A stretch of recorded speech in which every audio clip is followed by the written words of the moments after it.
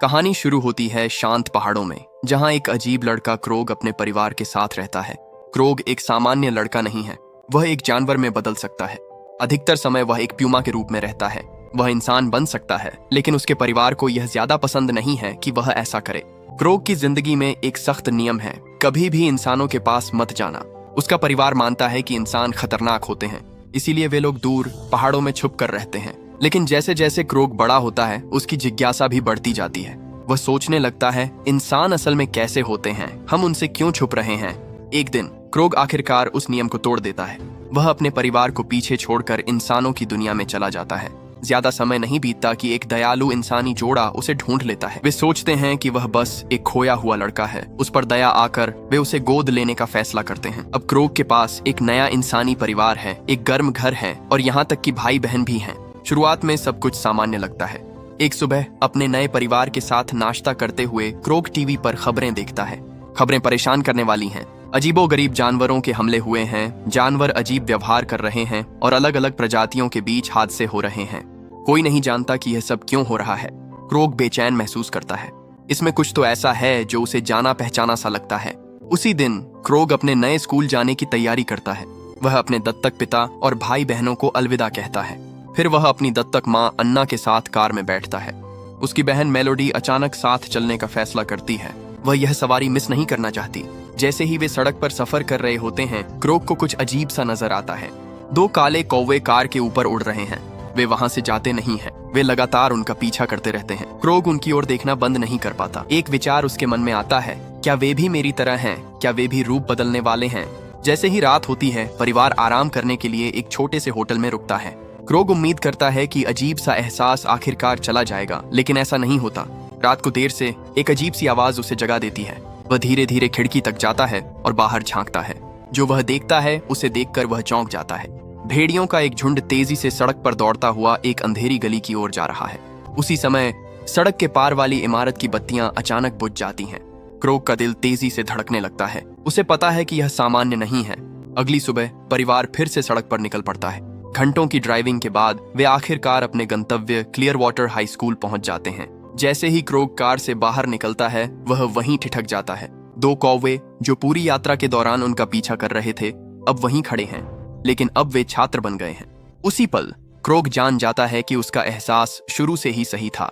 इससे पहले कि वह कोई प्रतिक्रिया दे सके, स्कूल की प्रिंसिपल लीसा गर्मजोशी भरी मुस्कान के साथ उनके पास आती हैं। वह क्रोग का स्वागत करती हैं और फिर जिज्ञासा से अन्ना की ओर देखती हैं। वह पूछती हैं, तुमने उसे कैसे ढूंढा?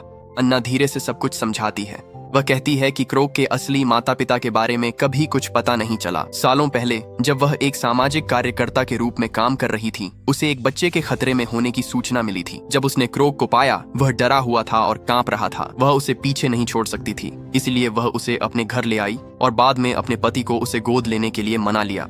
जैसे जैसे क्रोग बड़ा हुआ, उसे हमेशा शहर में खुद को अलग सा महसूस होता था। जब मिडिल स्कूल का समय आया, अन्ना को क्रोग के लिए क्लियर वाटर हाई से एक पत्र मिला। उसे विश्वास था कि यह स्कूल क्रोग को आखिरकार अपनापन महसूस कराने और दोस्त बनाने में मदद करेगा। कहानी सुनने के बाद लीसा सिर हिलाती हैं और मुस्कुराती हैं। फिर वह क्रोग से अकेले में बात करने के लिए कहती हैं। जब वे बाकी लोगों से दूर हो जाते हैं, तो लीसा उसे सच बताती है। इस स्कूल में हर कोई एक रूप बदलने वाला है। अब क्रोग को खुद को छुपाने की जरूरत नहीं है। अपनी जिंदगी में पहली बार उसे लगता है कि वह सच में यहाँ का हिस्सा है। लेकिन इससे पहले कि वह सब कुछ समझ पाए, स्कूल का अलार्म अचानक बज उठता है। लीसा यह देखने के लिए बाहर दौड़ती है कि क्या हो रहा है, और तभी वह कुछ परेशान करने वाला देखती है। एना और मेलोडी स्कूल के एक प्रतिबंधित क्षेत्र में शांति से चल रही हैं। वह खुश नहीं है। लीसा तुरंत अपनी सहायक को आदेश देती है कि वे दोनों को तुरंत कैंपस से बाहर ले जाएं। अंदर लौटकर क्रोग पूरी तरह से हैरान है। यह उसकी जिंदगी में पहली बार है जब उसने एक ही जगह पर इतने सारे रूप बदलने वालों को देखा है। जैसे ही वह गलियारों से गुजरता है, वह अचानक जेफरी और उसके समूह से टकरा जाता है।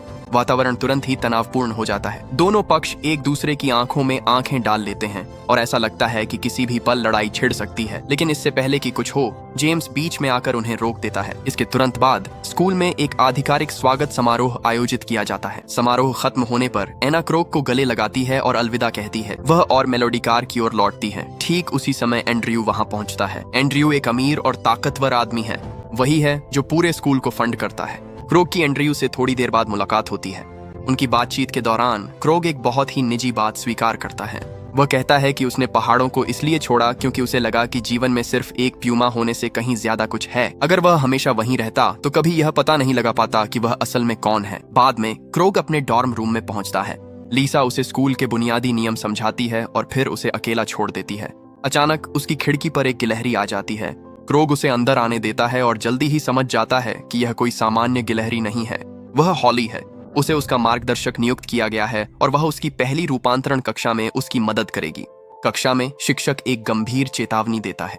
छात्र केवल पाठ के दौरान ही अपनी शक्तियों का उपयोग कर सकते हैं और सबसे महत्वपूर्ण बात, इंसानों को कभी भी उनका रूपांतरण नहीं देखना चाहिए। फिर क्रोग को सबके सामने अपनी शक्तियां दिखाने के लिए चुना जाता है, लेकिन ठीक उससे पहले कि वह रूपांतरित हो सके, ब्रैंडन आगे आ जाता है। ब्रैंडन एक बाइसन रूपांतरित होने वाला है। वह अपने जानवर के रूप में बदल जाता है, लेकिन ज्यादा देर तक इंसान नहीं रह सकता। वह जल्दी ही नियंत्रण खो देता है, जिससे कमरे में अफरा तफरी मच जाती है। ये सब देखकर क्रोग असमंजस में पड़ जाता है। वह अपने जानवर वाले पक्ष से खुद को कटा हुआ महसूस करता है और रूपांतरित न होने का फैसला करता है। लीसा की मदद से क्रोग धीरे धीरे अपना अतीत याद करने लगता है।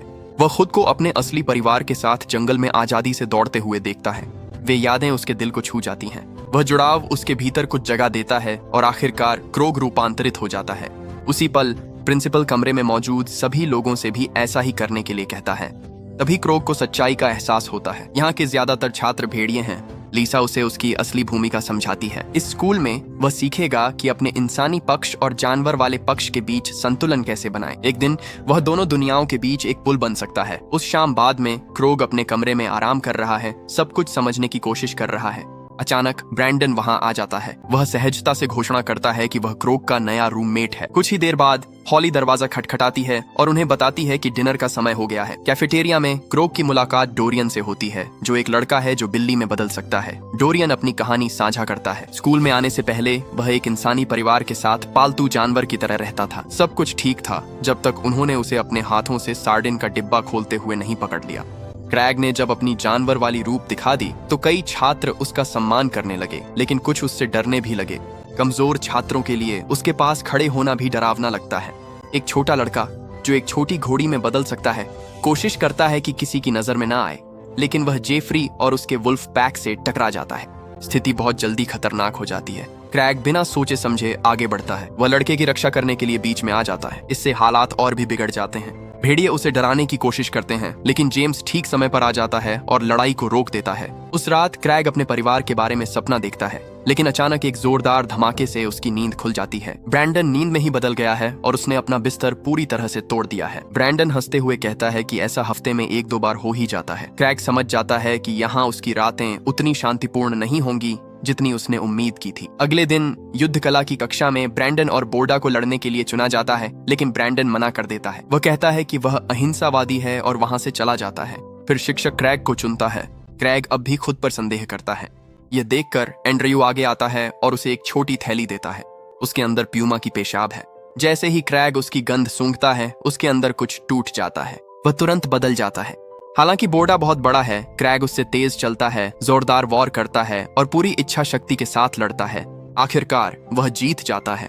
अब डोरियन की बारी है, लेकिन उसके प्रतिद्वंद्वी की भयानक बदबू के कारण बिल्ली भाग जाती है और लड़ाई छोड़ देती है। कक्षा के अंत में एंड्रयू क्रैग के पास आता है। जो कुछ उसने देखा उससे प्रभावित होकर वह उसे एक प्रस्ताव देता है। एंड्रयू क्रैग का मार्गदर्शक बनना चाहता है। यह साबित करने के लिए कि वह उस पर विश्वास करता है, एंड्रयू क्रैग को प्यूमा की पेशाब वाली थैली भी दे देता है और कहता है कि लड़के का भविष्य उज्जवल है। लेकिन किसी को यह बात पसंद नहीं आती। जेफरी दूर से सब कुछ देख रहा होता है। स्कूल के प्रायोजक को नए छात्र का पक्ष लेते देख वह ईर्ष्या से भर जाता है, इसलिए वह क्रैग को चुनौती देता है। जेफरी वादा करता है कि अगर क्रैग भेड़ियों को द्वंद्व में हरा दे तो वे उसे हमेशा के लिए अकेला छोड़ देंगे। उस दोपहर क्रैग अपने दोस्तों से ट्री हाउस में मिलता है और उन्हें सब कुछ बता देता है। ब्रैंडन चिंतित है और उसे चेतावनी देता है कि लड़ाई करने पर उसे स्कूल से निकाल दिया जा सकता है, लेकिन क्रैग अब अपमानों से तंग आ चुका है। वह पीछे हटने से इनकार कर देता है। हॉली वादा करती है कि वह उसके साथ खड़ी रहेगी और भले ही ब्रैंडन घबराया हुआ है, वह मानता है कि वह भेड़ियों को आखिरकार उनकी सजा मिलते देखने के लिए इंतजार नहीं कर सकता। उस रात तीनों चुपके से डॉर्म से बाहर निकलते हैं। जाने से पहले क्रैग पाउच को सूंघता है ताकि वह अपने जानवर वाले रूप को जगा सके और वह बदल जाता है। जब वे द्वंद्व स्थल पर पहुंचते हैं तो क्रैग पूछता है कि वह किससे लड़ेगा। तभी उसे सच्चाई का एहसास होता है। यह एक जाल है। ये सिर्फ दो भेड़िए नहीं बल्कि जेफरी और उसका पूरा झुंड है। फिर भी क्रैग भागता नहीं है। वह उनमें से किसी से भी अकेले में ज्यादा ताकतवर है, लेकिन भेड़िए एक साथ हमला करते हैं। वे पीछे से उस पर झपटते हैं और एक साथ उस पर टूट पड़ते हैं। क्रैग को खतरे में देखकर हॉली ब्रैंडन को एक चट्टान से धक्का देती है, जिससे वह कूदकर मदद करने के लिए मजबूर हो जाता है। जब ब्रैंडन झुंड का ध्यान भटकाता है, क्रैग अपनी पूरी ताकत से मुकाबला करता है। आखिरकार भेड़ियों के पास पीछे हटने के अलावा कोई चारा नहीं बचता। जेफरी हार चुका है। अगली सुबह जेम्स कई घायल छात्रों को देखता है और उन्हें सीधे चिकित्सा कक्ष भेज देता है। उनके बहाने कमजोर हैं। ये साफ है कि उन्होंने रात में लड़ाई की थी। जैसे ही क्रैग को प्रिंसिपल द्वारा बुलाया जाने वाला होता है, कुछ अप्रत्याशित होता है। एंड्रयू उसे ड्राइव पर ले जाता है। रास्ते में क्रैग समझ जाता है कि एंड्रयू सब जानता है। एंड्रयू उसे सच बता देता है। एक असली प्यूमा को मदद की जरूरत नहीं पड़ती, भले ही उसके सामने 4 भेड़िए हों। क्योंकि क्रैग ने अपना असली परिवार बहुत जल्दी छोड़ दिया था, वह कभी शिकार करना नहीं सीख पाया। इसीलिए एंड्रयू ने उसे सिखाने का फैसला किया। वह क्रैग को एक सच्चा शिकारी बनाना चाहता है। जब वे लौटते हैं तो लीसा उन्हें रोक लेती है। गुस्से में वह एंड्रयू को क्रैग को कोई विशेष सुविधा देने से मना कर देती है। वह क्रैग को सीधे चेतावनी देती है, अगर उसे स्कूल में रहना है तो उसे नियमों का पालन करना होगा और फिर कभी कक्षा के बाहर लड़ाई नहीं करनी होगी। बाद में हॉली और ब्रैंडन दौड़ते हुए उसकी खबर लेने आते हैं। तभी क्रैग देखता है कि लू जंगल में जा रही है और वह उसका पीछा करने का फैसला करता है। एक साथ वे शिक्षकों को हाल ही में हुए जानवरों के हमलों के बारे में बात करते हुए सुनते हैं। उन्हें पूरा यकीन है कि इन हमलों के पीछे रूप बदलने वाले हैं। अगर इंसानों को सच पता चल गया तो दोनों दुनियाओं के बीच की शांति खत्म हो जाएगी। इसीलिए लीसा और परिषद को किसी भी कीमत पर इन हमलों को रोकना होगा। वापसी के रास्ते में क्रैग एक महत्वपूर्ण बात कबूल करता है। अपनी सड़क यात्रा के दौरान उसने देखा कि भेड़िए पास के एक शहर में इंसानों पर हमला कर रहे थे। उसे पूरा यकीन है कि यह जेफरी के झुंड का ही काम था। अगले दिन एंड्रयू अपना वादा निभाता है और क्रैग को जंगल में ले जाता है। वह उसे शिकार करना सिखाता है। सबसे पहले शिकार चुनो, फिर उसे ध्यान से देखो और आखिर में सही समय पर वार करो।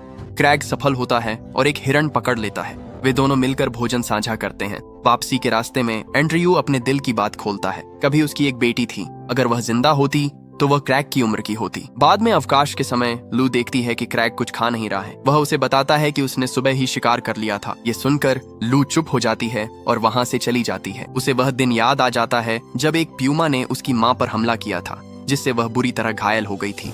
गिल्ट महसूस करते हुए क्रैग उसे मनाने के लिए जंगल में उसके पीछे जाता है, लेकिन वह उसे पकड़ नहीं पाता। उस रात क्रैग अपनी खिड़की के बाहर भेड़ियों की हुआं हुआं सुनता है। ये जेफरी का झुंड है। संदेह के चलते वह उनका पीछा करता है और पास के कस्बे तक पहुंच जाता है। वहां वह देखता है कि भेड़िए एक गार्ड को डराकर फैक्ट्री में चुपके से घुस जाते हैं। जैसे ही वह उनका सामना करने वाला होता है, वे सब उसकी ओर मुड़ जाते हैं। लेकिन इससे पहले कि लड़ाई शुरू हो, एंड्रयू वहां आ जाता है। वह सब कुछ रोक देता है, भेड़ियों को कार में बैठने का आदेश देता है और सभी को वापस स्कूल ले जाता है। इसके बाद एंड्रयू क्रैग से कहता है कि वह उसके साथ अकेले रुके। तभी आखिरकार सच्चाई सामने आती है। एंड्रयू स्वीकार करता है कि हाल ही में हुए जानवरों के हमलों के पीछे वही है। ये सुनकर क्रैग का दिल टूट जाता है। उसे महसूस होता है कि उसके साथ विश्वासघात हुआ है और शायद उसने कभी एंड्रयू पर भरोसा ही नहीं किया था। इसके बाद एंड्रयू अपने अतीत के बारे में बताता है। सालों पहले उसकी पत्नी और छोटी बेटी को जंगल में एक शिकारी ने मार डाला था। उस दिन से एंड्रयू इंसानों के प्रति गहरे गुस्से के साथ जी रहा है। वह मानता है कि इंसानों ने प्रकृति पर राज्य किया है, आवासों को नष्ट किया है और कई जानवरों को विलुप्ति की कगार पर पहुंचा दिया है। 50 वर्षों तक स्कूल काउंसिल ने इंसानों को प्रकृति की रक्षा करने के लिए मार्गदर्शन देने की कोशिश की, लेकिन कुछ भी काम नहीं आया। हालात और भी बदतर होते गए। इसलिए एंड्रयू ने खुद ही कुछ करने का फैसला किया। रात के खाने के दौरान एक महिला खाना परोसने आती है। क्रैग देखता है कि उसकी एक टांग मशीन की है। एंड्रयू समझाता है कि वह एक सांप रूपांतरित है, जिसे जानवर के रूप में सड़क पर गाड़ी ने टक्कर मार दी थी। तभी एंड्रयू क्रैग को अपनी योजना में शामिल होने के लिए आमंत्रित करता है। क्रैग मना कर देता है। वह कहता है कि वह नहीं चाहता कि किसी को चोट पहुंचे। एंड्रयू जवाब देता है कि वह इंसानों को मारना नहीं चाहता, वह सिर्फ उनकी मशीनों को नष्ट करना चाहता है और उन परियोजनाओं को धीमा करना चाहता है जो जानवरों के घरों को नष्ट करती हैं। क्रैग कहता है कि वह इस बारे में सोचेगा और फिलहाल इस राज को छुपाए रखने के लिए राजी हो जाता है। अगली सुबह क्रैग जंगल में ब्रैंडन को ट्रेनिंग करने में मदद करता है। भैंसा बेकाबू होकर दौड़ता है, पेड़ों को तोड़ता हुआ आगे बढ़ता है। अचानक ब्रैंडन को एक कार टक्कर मार देती है। वह कार क्रैग के दत्तक माता पिता की है जो उससे मिलने आए थे। घबराते हुए क्रैग दौड़कर जाता है और उन्हें अंदर बुला लेता है ताकि जो कुछ हुआ है उसे छुपा सके। अपने कमरे के अंदर अन्ना देखती है कि एक गिलहरी क्रैग की चीजों में खुदाई कर रही है। प्रधानाचार्य तुरंत उसे डांटते हैं और याद दिलाते हैं कि मुलाकातें सख्त नियमों के तहत ही होनी चाहिए। जाने से पहले अन्ना क्रैग से कहती है कि वह सप्ताहांत में पास के एक शहर में रुकेगी और उसे भी साथ चलने के लिए कहती है। क्रैग सहमत हो गया।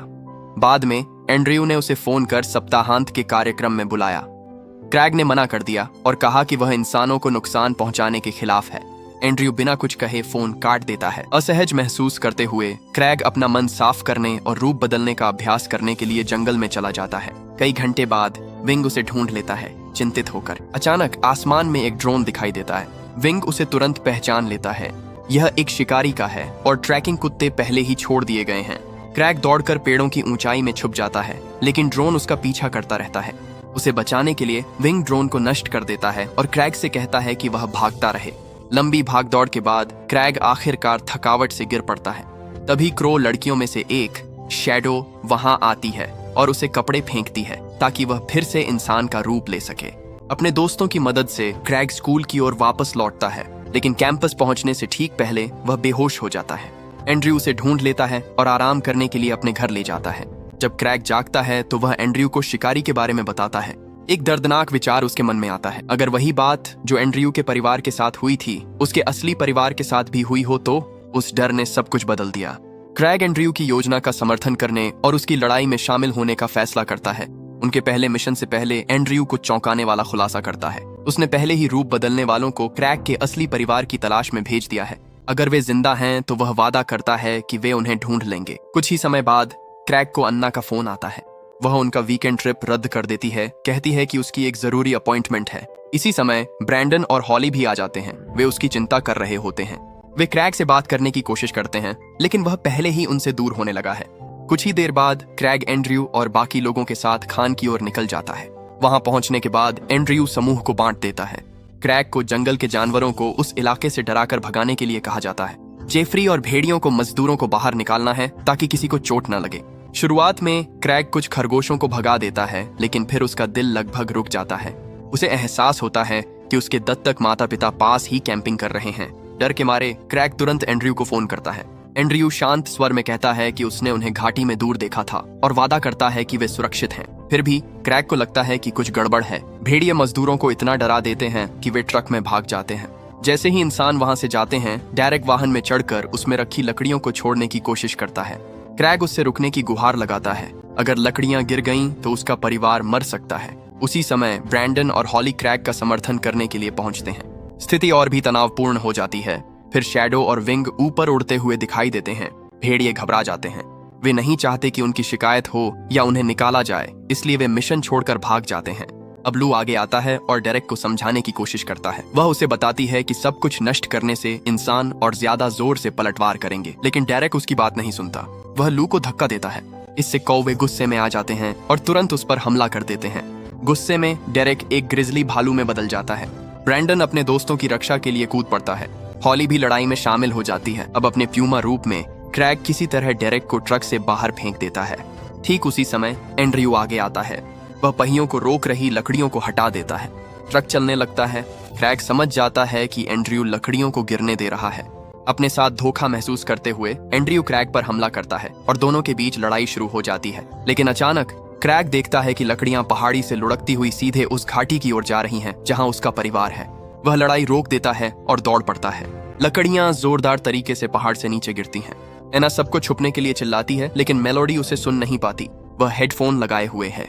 जब तक मेलोडी को पता चलता है तब तक बहुत देर हो चुकी होती है। लकड़ियां पहले ही आ रही हैं। वह चीख पड़ती है। आखिरी क्षण में क्रैग, जो अब भी प्यूमा के रूप में है, आगे कूदता है और उसे रास्ते से हटा देता है। एना दौड़कर मेलोडी के पास जाती है और उसे जीवित देखकर राहत के मारे रो पड़ती है। मेलोडी कांपते हुए कहती है कि एक प्यूमा ने उसकी जान बचाई। उसके पिता जोर देकर कहते हैं कि वह ऐसा सोच रही होगी। कुछ ही पलों बाद लू और बाकी लोग क्रैग को जंगल में बेहोश पड़ा हुआ पाते हैं। एक डरावने पल के लिए उन्हें लगता है कि वह मर चुका है। फिर वह बड़ा बिल्ली अपनी आंखें खोलता है। सभी लोग राहत की सांस लेते हैं। जैसे ही वह हिलने डुलने लायक होता है, क्रैग दौड़कर अपने परिवार का हालचाल लेने जाता है। तभी एंड्रयू वहां आता है, ऐसा दिखाते हुए जैसे वह ठीक समय पर पहुंचा हो। वह जल्दी से एक हेलीकॉप्टर बुलाता है ताकि परिवार को अस्पताल ले जाया जा सके। शुक्र है वे सभी बच जाते हैं। जैसे ही उसके माता पिता सुरक्षित होते हैं, क्रैग गुस्से में फट पड़ता है। वह धमकी देता है कि वह प्रिंसिपल को बता देगा कि इन हमलों के पीछे एंड्रयू है। इसके बाद एंड्रयू एक डरावनी धमकी देता है। उसने येलोस्टोन पहाड़ों में क्रैग के असली परिवार को ढूंढ लिया है और वह उनकी जगह तभी बताएगा जब क्रैग चुप रहेगा। ठीक उसी समय लीसा वहां पहुंचती है। एंड्रयू सारी गलती डेरेक पर डाल देता है, ये कहते हुए कि उसी ने हमले की योजना बनाई थी। लीसा पूरी तरह से यकीन नहीं करती, लेकिन पुलिस की सायरन की आवाजें पास आती जा रही हैं। वह जाती है और पूरी जांच का वादा करती है। स्कूल लौटने पर क्रैग और उसके दोस्तों का हीरो की तरह स्वागत होता है। जो कुछ उन्होंने किया उसकी खबर हर जगह फैल चुकी है, लेकिन इन तालियों के पीछे क्रैग सच्चाई जानता है। लड़ाई अभी खत्म नहीं हुई है। अगर आपको यह रिकैप पसंद आया हो तो नेक्स्ट प्राइम रिकैप को सब्सक्राइब करना न भूलें और कमेंट्स में बताएं कि आपको यह फिल्म कैसी लगी।